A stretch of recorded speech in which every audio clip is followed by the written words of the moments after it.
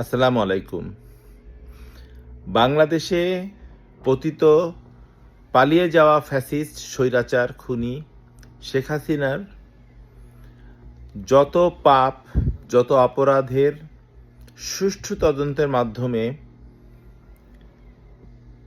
বিচার কার্য সম্পাদনের শেষ ধাপে বিচারের রায় প্রদান করা হবে। ঠিক সেই মুহূর্তে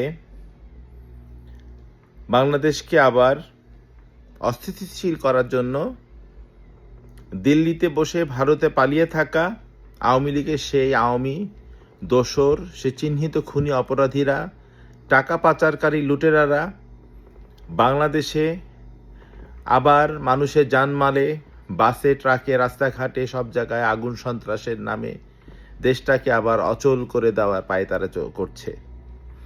আবার বাংলাদেশের ভেতরে তারা সন্ত্রাসের মাধ্যমে দেশের বিভিন্ন স্থানে তারা মানুষের মধ্যে ভীতি ছড়াচ্ছে।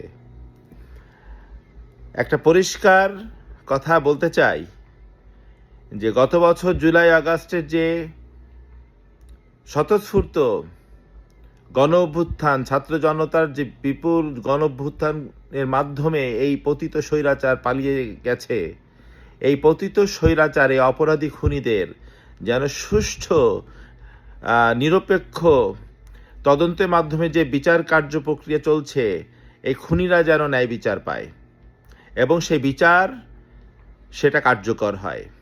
বাংলাদেশের মানুষ দেখতে চায় যে এই খুনি, এই পতিত স্বৈরাচার, ফ্যাসিস্ট, টাকা লুটেরা, দুর্বৃত্তদের, এই সন্ত্রাসীদের ন্যায় বিচার প্রতিষ্ঠিত হয়েছে। সবাই ভালো থাকবেন। আসসালামু আলাইকুম।